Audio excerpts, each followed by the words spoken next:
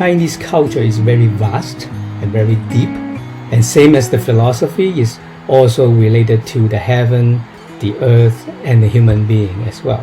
So this is what we like to call a trinity. And from learning the relationship of the trinity, then we have a relationship between the environment and our body. From that point on, the wisdom starts, and then the medicine starts. Right now, only basically is the major medicine, the Chinese medicine and the Western medicine. Of course, we have Indian medicine, Tibetan medicine as well. Among all these cultures and civilizations, only two major ones stands out. And philosophers actually talk about this and think about this.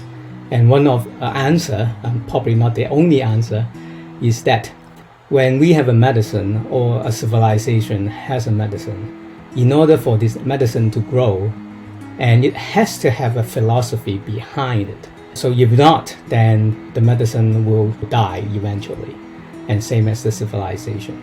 In this topic, I would like to talk about something about the Chinese medicine, and then our culture, our philosophy, and the wisdom behind the philosophy of Chinese medicine.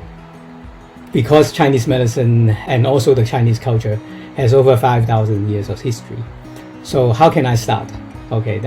So I was thinking about, maybe the autumn is coming, is around the corner. Maybe I will start by saying something about the autumn. How the ancient Chinese look at autumn. What did they do, and what do we do now to celebrate autumn? And then from there, we will see the wisdom of the Chinese culture, Chinese philosophy that infuse and nurture the Chinese medicines. Then I hope you will be interested in that topic. And then what you will see is something that very common, but you never think about it. And something very excited as well, because of the fact that Chinese culture is very vast and very deep. And same as the philosophy is also related to the heaven, the earth, and the human being as well. So this is what we like to call a trinity. And from learning the relationship of the trinity, then we have a relationship between the environment and our body. From that point on, the wisdom starts, and then the medicine starts. And I hope I see you all in October 16th, so that we can enjoy and talk as well.